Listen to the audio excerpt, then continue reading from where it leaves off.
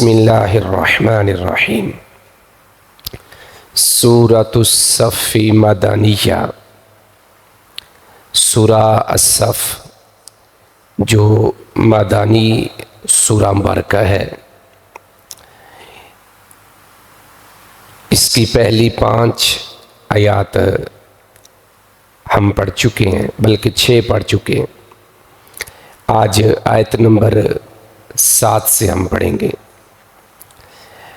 فرمایا وَمَنْ أَظْلَمُ مِمَّنِ افْتَرَى عَلَى اللَّهِ الْكَذِبَ وَهُوَ يُدْعَى إِلَى الْإِسْلَامِ وَاللَّهُ لَا يَهْدِي الْقَوْمَ الظَّالِمِينَ۔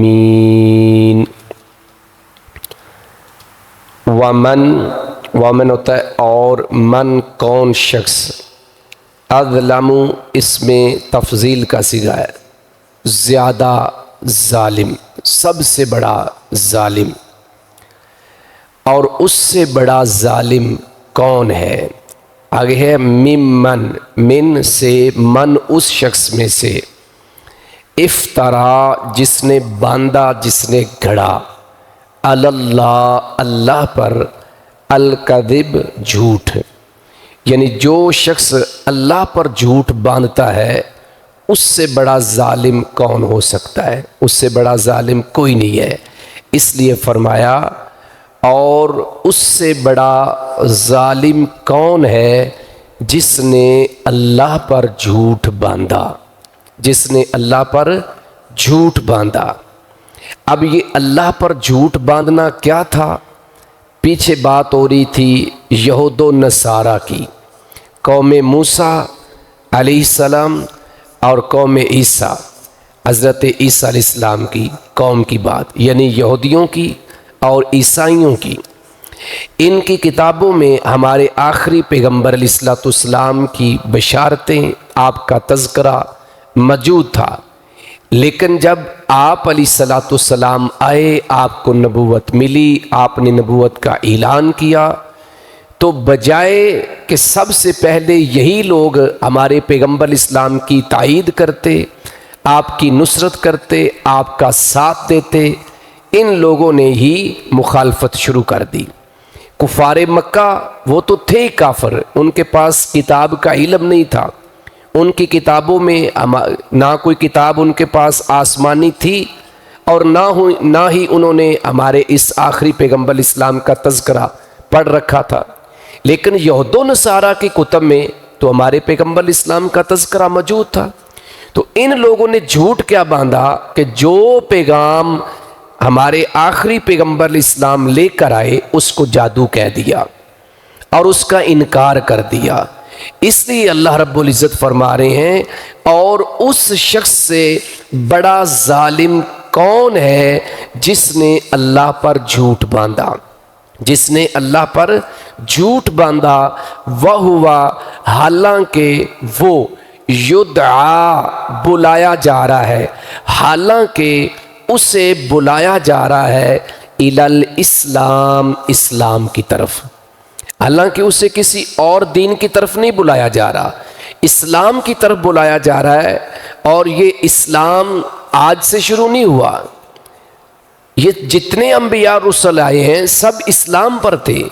یہودیوں نے اپنی مرضی سے اپنے مذہب کا نام یہودیت رکھا، عیسائیوں نے اپنی مرضی سے اپنے مذہب کا نام عیسائیت رکھا ہے، ورنہ وہ سورہ البقرہ کو پڑھیں جہاں اللہ تعالیٰ نے حضرت ابراہیم علیہ السلام سے کہا کہ اسلم، قال اسلمت لرب العالمین، یہ البقرہ کی آیت نمبر 132 سے آنورڈ۔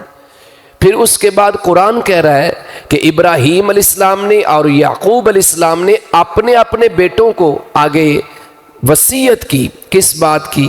کہ اللہ نے تمہارے لیے جو دین منتخب کیا ہے اس کا نام دین اسلام ہے، لہذا فلا تموتن الا وانتم مسلمون، تم نہ مرنا مگر حالت اسلام میں۔ تو اسلام تو شروع سے چلا آ رہا ہے۔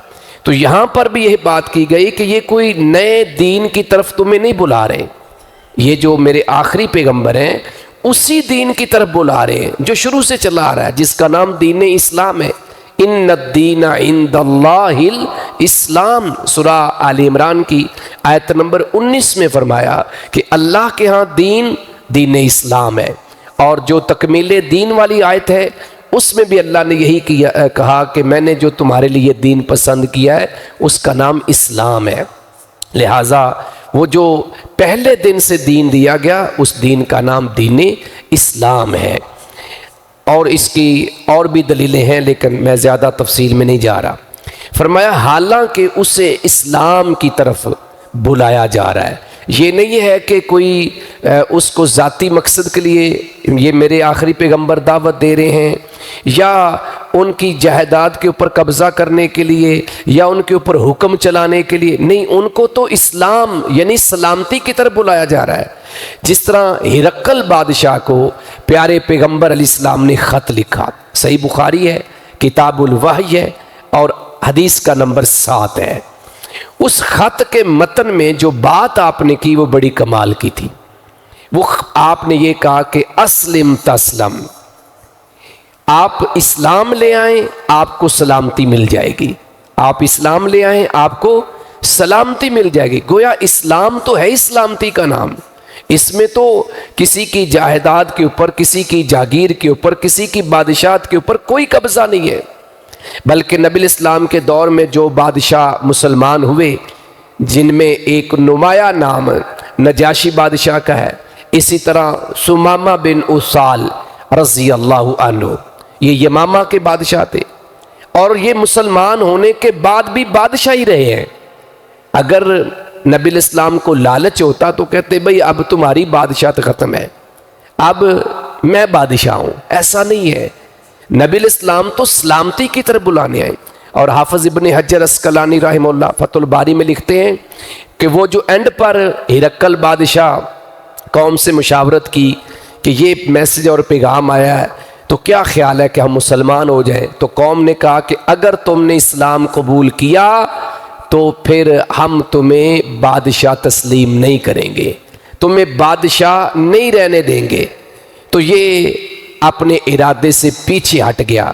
تو حافظ ابن حجر رحمہ اللہ نے بڑی کمال کی بات کی ہے، کہتے ہیں کبھی یہ اس نقطے پہ اور اس کہنے کے پوائنٹ کے اوپر بات سوچتا کہ نبی الاسلام نے کہا ہے کہ تو اسلام لے آ تجھے سلامتی مل جائے گی، اگر یہ اس جملے پہ غور کرتا اور اس یقین کے ساتھ اسلام لے آتا اس کی بادشاہت کو کچھ ہونا ہی نہیں تھا، لیکن اس کا یقین ہی نہیں تھا، اس طرف اس کا دھیان ہی نہیں کیا۔ بہرحال فرمایا وَهُوَ يُدْعَى إِلَى الْإِسْلام، حالانکہ اسے اسلام کی طرف بلایا جا رہا ہے یا بلایا جاتا ہے۔ واللہ، اور اللہ لا يَهْدِي الْقَوْمَ الظَّالِمِينَ، ہدایت نہیں دیتا کن لوگوں کو؟ ظالم لوگوں کو۔ اب پیچھے خود اللہ نے کہا کہ جو اللہ پہ جھوٹ باندھے اس سے بڑا ظالم کوئی نہیں ہے، لہٰذا جو ایسا شخص ہے پھر اللہ اس کو ہدایت بھی نہیں دیتا کہ جب وہ اس بات پہ ہی کھڑا ہو جائے کہ وہ کہے کہ نہیں یہ جو کلام پیش کر رہے ہیں، جو میسج لے کے آئے ہیں، یہ تو جادو ہے، یہ تو دین ہے ہی نہیں ہے، تو پھر اللہ بھی ایسے لوگوں کو ہدایت نہیں دیتا۔ آگے فرمایا یریدون، وہ خواہش رکھتے ہیں، ارادہ رکھتے ہیں، چاہتے ہیں، یہود و نصارہ چاہتے ہیں کیا؟ لیطفئوا، تاکہ وہ مٹا دیں، تاکہ وہ بجھا دیں، تاکہ وہ ختم کر دیں نور اللہ، اللہ کے نور کو۔ اب اللہ نے یہاں پر اسلام کو اپنا نور کہا ہے، آپ اندازہ کر لیں یہاں نور اللہ سے مراد کیا ہے؟ اسلام ہے، کہ ان کی خواہش تو یہ ہے کہ وہ اسلام کو ختم کر دیں۔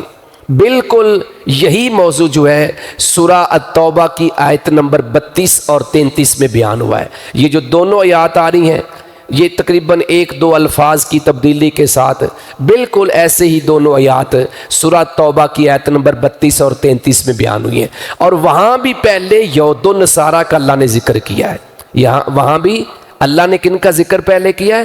یہود و نصارہ کا، اور پھر اللہ نے کہا کہ یہ چاہتے ہیں کہ یہ اللہ کے نور کو ختم کر دیں، مٹا دیں، بجھا دیں، بے افواہہم، اپنے منہوں کے ساتھ، اپنے منہوں سے مراد ہے پھونکوں کے ساتھ۔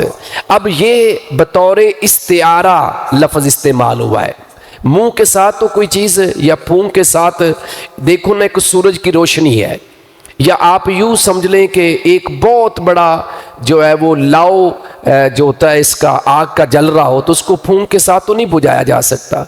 تو اسلام تو سورج اور چاند سے بھی زیادہ روشن ہے، اسلام جو ہے وہ سورج اور چاند سے زیادہ روشن ہے۔ تو کیسے ممکن ہے کہ یہ تھوڑی سی ایفرٹ کر کے اسلام کو ختم کر دیں گے؟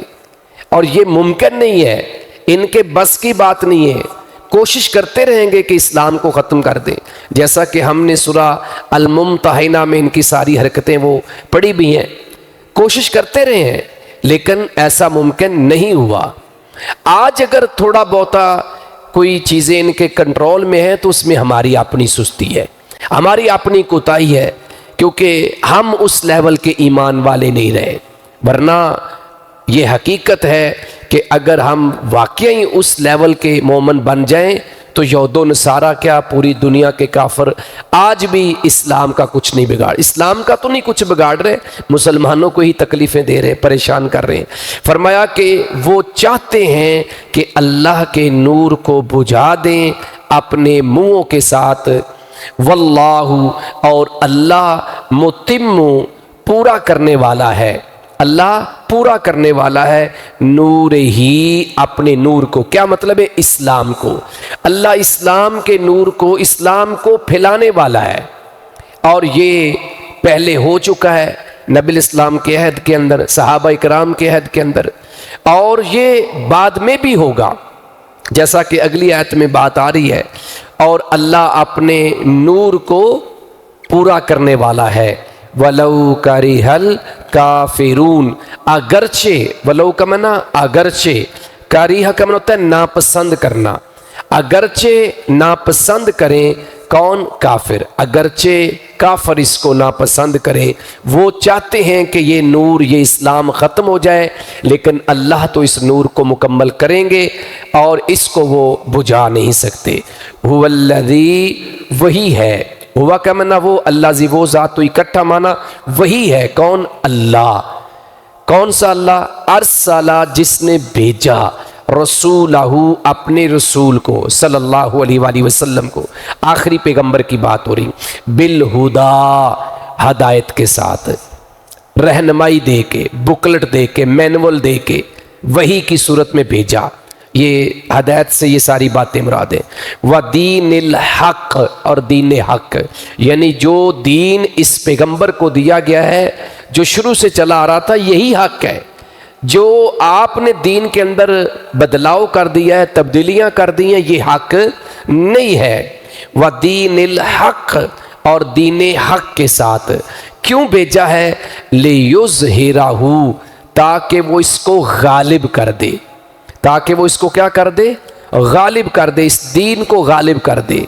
اور یہ دین غالب آیا، یہ دین کیا تھا؟ غالب آیا۔ مکہ میں کفار مکہ نے بڑی کوشش کی کہ یہ چند لوگ ہیں، بس آج ختم اور کل ختم، اور پھر مدینہ پہنچے، بدر کا معرکہ ہونے جا رہا تھا، تو عبداللہ بن ابی جو بنیادی طور پر یہودی تھا، کلمہ پڑھا لیکن نفاق کی بیماری تھی، تو وہ بغلیں بچا رہے تھے کہ نہیں بس آج ختم اور پھر میری سرداری۔ احد میں بھی یہی معاملہ تھا، تو آخری دم تک وہ یہی پلاننگ، منصوبہ بندی کرتے رہے، اور خواہش دل میں رکھتے رکھتے ہی دنیا سے چلے گئے کہ آج مسلمان ختم ہوئے، کل ختم ہوئے، لیکن وہ جو چراغ تھا وہ دن بدن روشن ہوتا گیا، دین اسلام دن بدن بڑھتا گیا، اور وہ غالب آتا گیا، اور یہ غالب مزید آئے گا، جیسا کہ اللہ کے پیغمبر علیہ السلام کا فرمان بھی موجود ہے، صحیح بخاری میں بھی ہے اور مستدرک حاکم میں بھی ہے، 2 روایتیں جن کا خلاصہ یہی ہے کہ یہ جو میرا دین ہے، اس روئے زمین پر، اس روئے زمین پر نہ تو کوئی اینٹ کا مکان ایسا ہوگا اور نہ کوئی پشم کا خیمہ یعنی کپڑے کا خیمہ جہاں میری رسالت، میرا پیغام نہیں پہنچے گا۔ آج دیکھ لیں سوشل میڈیا کے ذریعے، سیٹلائٹ سسٹم جو ہے اس کے ذریعے دین کوئی مانتا ہے نہیں مانتا۔ جیسے ہم اپنی ڈیوائس کے اوپر، اپنے موبائل کے اوپر کوئی بھی چیز اوپن کرتے ہیں تو دنیا کی ہر چیز ہمارے سامنے آ جاتی ہے۔ غلط دیکھنا چاہتے ہیں تو غلط آ جاتا ہے، صحیح دیکھنا چاہتے ہیں تو صحیح بھی آ جاتا ہے۔ اسی طرح جب غیر مسلم وہ سکرولنگ کر رہے ہوتے ہیں تو ان کے سامنے بھی چیزیں آتی ہیں، اور کہیں نہ کہیں وہ بھی دین کی بات سن لیتے ہیں۔ وہ مانتے ہیں نہیں مانتے یہ الگ بات ہے۔ پھر آپ نے فرمایا کہ یہ ہر جگہ پہ دین پہنچے گا، پھر کچھ لوگ ایسے ہوں گے جن کو عزت ملے گی، کچھ لوگ ذلت کے ساتھ وہ مسلمانوں کے کنٹرول میں ان کے یعنی ماتحت چلے جائیں گے۔ تو گویا اسلام تو ہر جگہ پہنچنا ہے، اسلام کا غلبہ تو ہونا ہے، اور یہ جو اللہ کا وعدہ ہے یہ پہلے بھی سچا ہوا ہے، اب بھی سچا ہے، لیکن اب ہم کمزور ہیں۔ لیکن انشاءاللہ پھر یہ ایک وقت آئے گا جب پھر اسلام ہر جگہ پہ غالب نظر آئے گا۔ اور یہ دین، یہاں پہ ایک اور نقطے کی بات بھی جو اہل علم نے بیان کی ہے وہ بھی آپ کے ذہنوں میں رہنی چاہیے، میرے ذہن میں رہنی چاہیے، کہ یہ اسلام جو ہے یہ ایک سپریم حیثیت رکھتا ہے۔ یہ مساحلت کا دین نہیں ہے کہ ٹھیک ہے ان کے ساتھ بھی کمپرومائزڈ ہو جاؤ، ان کے ساتھ بھی کمپرومائزڈ ہو جاؤ، ایسا نہیں ہے، بلکہ جو سکہ چلے گا وہ اسلام کا ہی چلے گا، باقی سب اس کے نیچے آئیں گے۔ اس لیے فرمایا لِيُظْهِرَهُ عَلَى الدِّينِ كُلِّهِ، تاکہ وہ اس کو غالب کر دے تمام دینوں پر، تمام دینوں پر۔ اور یہ غلبہ ہو چکا ہے اور ہونا ہے، غلبہ ہو چکا ہے اور ہونا ہے انشاءاللہ۔ وَلَوْ كَرِهَ الْمُشْرِكُونَ، اگرچہ مشرک ناپسند کریں، اگرچہ مشرک ناپسند کریں۔ صاف ظاہر ہے جو بندہ برا ہے وہ تو نہیں چاہتا کہ برائی کا معاملہ ختم ہو جائے۔ مثلا کسی بھی ملک کے اندر کوئی برائی ہوتی ہے، برائی کے اڈے ہیں، تو جو وہ اڈے چلانے والے ان کی تو خواہش ہوتی ہے کہ یہ اڈے چلتے رہیں، اور جب کوئی حکومت ان کے اوپر ہاتھ ڈالتی ہے، ان کو پکڑنے کی کوشش کرتی ہے، یا قانون نافذ کرنے والے ادارے ایکٹیو ہوتے ہیں، تو ان کی حتی الوسع کوشش ہوتی ہے کہیں وہ بتے دے کے، رشوتیں دے کے، کہیں کوئی اور معاملے کر کے وہ اپنے اس اڈے کو بچانا چاہتے ہیں۔ لہٰذا مشرکین، کافرین، یہود و نصارہ، ان کی بھی آخری دم تک یہی خواہش تھی، ہے اور رہے گی کہ کسی طریقے سے یہ اسلام ختم ہو جائے اور ہم غالب رہیں، لیکن ایسا ہوگا نہیں۔ تو کلی طور پر اسلام جو ہے وہ غالب آ بھی چکا ہے اور غالب آئے گا بھی انشاءاللہ۔ تو ان آیات میں اللہ تبارک و تعالیٰ نے ایک طرف یہود و نصارہ کی سازشوں کو بے نقاب کیا کہ وہ کس طرح کوشش میں لگے رہتے ہیں کہ اسلام کو ختم کیا جائے، اسلامی تعلیمات کو ختم کیا جائے۔ جیسے ہمارے بر صغیر پاک و ہند کے اندر جب انگریز آیا تو ان کے ساتھ جو کہہ لیں کہ ان کے عیسائی عالم تھے وہ بھی آئے، اور انہوں نے کوشش کی کہ ہم مسلمانوں کو اسلام سے پھیر دیں، لیکن وہ ڈائریکٹ مسلمانوں کو کافر تو نہ کر سکے۔ انہوں نے ایسی سوچ اور فکر ضرور اور ایسی لابنگ ضرور کر دی کہ یہاں اب لبرل اور سیکولر نام نہاد مسلمان موجود ہیں، اور اس کے پیچھے وجہ یہی ہے کہ ہماری تعلیم کے اندر اور ہمارے معاملات کے اندر، معیشت کے اندر، ہر جگہ انہوں نے ایسی ایسی تبدیلیاں کر دیں کہ ہم کسی نہ کسی طریقے سے وہ زہر نہ چاہتے ہوئے بھی پیتے جا رہے ہیں۔ تو بہرحال اللہ سے دعا ہے کہ اللہ ہمیں کتاب و سنت کی سمجھ نصیب فرمائے، اور اللہ ہمیں اس دین حنیف، دین حق پر قائم اور دائم رہنے کی توفیق عطا فرمائے۔ وما توفیقی الا باللہ۔